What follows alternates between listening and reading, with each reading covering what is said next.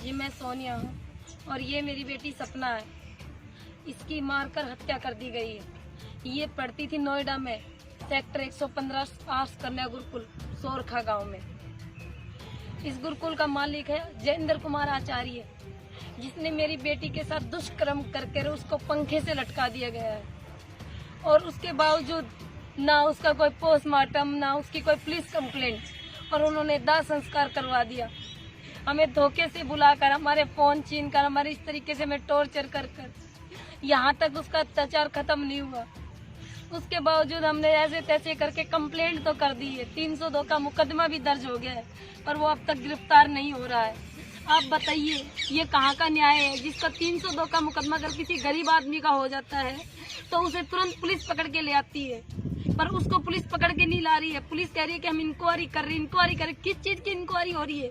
मेरी बेटी का अंतिम संस्कार कर चुके हैं, वो उसकी चीजों को जला चुके हैं, उसकी चीजों को फेंक चुके हैं। किस चीज की इंक्वायरी हो रही है? कौन से सबूत जटोड़ते जा रहे हैं? आप बताइए। योगी जी मैं आपसे पूछती हूँ, जिस बेटी की 14 साल की बच्चे की हत्या कर दी जाए इस तरीके से और उनके आरोपी खुले घूम रहे हैं, तो आप क्या कहोगे इस बारे में? एक माँ को हक नहीं है उसकी बच्ची के लिए न्याय पाने का। एक माँ नहीं चाहती कि उसकी बच्ची को न्याय मिले, या आप नहीं चाहते हो? सब कहते हैं योगी जी के पास जाओ, योगी जी के पास जाओ, योगी जी ये करेंगे, योगी जी आपकी सहायता करेंगे। योगी जी आपको पता नहीं है क्या? हम आपसे नहीं मिल सकते क्योंकि हम गरीब आदमी हैं। आपसे मिला नहीं जाता हमें। आपसे सिर्फ बड़े आदमी मिल सकते हैं। हम आपके पास कैसे यार कैसे मिले ये बताइए आप। ना हमें आपके पास आने दिया जाएगा क्योंकि हमें बीच में ही रास्ते में इस तरीके से मरवा दिया जाएगा, हमें पता है। मेरे पास कोई रास्ता नहीं है, ना मेरी नोएडा पुलिस कोई सहायता कर रही है। मैं योगी जी से सिर्फ यही प्रार्थना करती कि मेरी बच्ची के केस में सीबीआई जांच बैठाई जाए और मेरे को सीबीआई जांच के लिए आप करवाइए मेरी सहायता, क्योंकि मेरे पास पैसे नहीं है कि मैं सीबीआई जांच कर सकूं। मैं एक गरीब परिवार से हूँ और मेरे सर पे भी कोई नहीं है सिवाय मेरे 3 बच्चे, और इनमें से भी भगवान उन्होंने एक छीन ली मेरे पास। मेरी मदद कीजिए योगी जी, मेरी मदद कीजिए, क्योंकि मेरे पास कुछ भी नहीं रहा है। ना ही मेरे पास कोई वकील है जो मैं उससे पैरवी करवा सकूं, ना ही मेरा कोई पुलिस प्रशासन मेरी मदद कर रहा है। मेरा कोई भी मदद नहीं कर रहा है। आप कोशिश कीजिए योगी जी, आप सब कुछ कर सकते हो।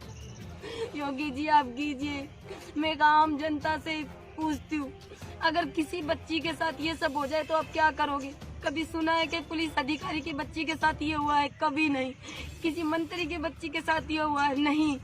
पर किसी गरीब की बच्ची के साथ ये हुआ, ये होता है, हर बार हो रहा है। पिछले दिनों निर्भया के साथ ये हुआ था, उसकी माँ दर-बदर भटक रही थी। आज ये सपना के साथ हुआ, आज मैं दर-बदर भटक रही हूँ, क्योंकि आरोपियों को पुलिस छूट देती है, क्योंकि पुलिस सिर्फ पैसे वालों की है, पुलिस गरीब आदमी की नहीं होती है। अगर पुलिस गरीब आदमी की हो जाए ना, तो पैसे वालों की इतनी ताकत नहीं बढ़ेगी, इतनी आरोपियों की ताकत नहीं बढ़ेगी कि किसी बच्ची को, किसी अबला को इस तरीके से वो सताए और इतना उनका जोर बढ़ जाए। ये नहीं होगा। पर पुलिस प्रशासन सिर्फ पैसे का है, सिर्फ पैसे वालों का पुलिस प्रशासन है, गरीब आदमी का पुलिस प्रशासन नहीं है। हमें तो सताया जा रहा है। आज मेरी बेटी को 1 महीना 7 दिन हो चुके और आरोपी खुले घूम रहे हैं, जिसके 302 का मुकदमा लग चुका है। जो आरोपी एक 14 साल की बच्ची को जान से मार दिया उन्होंने रेप कर, और वो आरोपी खुले घूम रहे हैं। ये कहाँ का न्याय है योगी जी? ये कहाँ का न्याय है? अगर आप इस बच्ची के लिए कुछ करना चाहते हैं, अगर इसकी सच्चाई जानना चाहते हैं, तो सीबीआई जांच बैठाइए योगी जी, सीबीआई जांच बैठाइए। जब ही मेरी बच्ची की सारी सुरक्षा से न्याय मिल पाएगा, उन 200 बच्चियों को न्याय मिल पाएगा। वहाँ पर 200 बच्ची और भी है, उनको भी कल हो सकता है। फिर अगले दिन एक माँ और खड़ी मिलेगी, अगर आपने अभी कोई कदम नहीं उठाया तो।